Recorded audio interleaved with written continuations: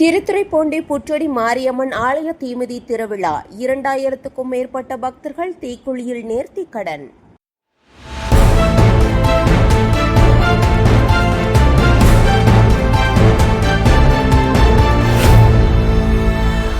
கடந்த 15ஆம் தேதி காப்பு கட்டுதலுடன் தொடங்கிய இந்த திருவிழாவில் தினமும் அபிஷேகம், வீதி உலா நிகழ்ச்சிகள் நடைபெற்றன.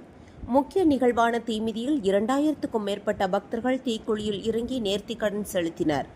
ராகு கேது தலம் என போற்றப்படும் இந்த ஆலயத்தில் பக்தர்கள் சேவல் காணிக்கை மற்றும் காவடி எடுத்தும் வழிபட்டனர். காவல்துறை பாதுகாப்பு, கண்காணிப்பு கேமராக்கள், மருத்துவ குழுவின் முதலுதவி ஏற்பாடுகள் சிறப்பாக செய்யப்பட்டிருந்தது.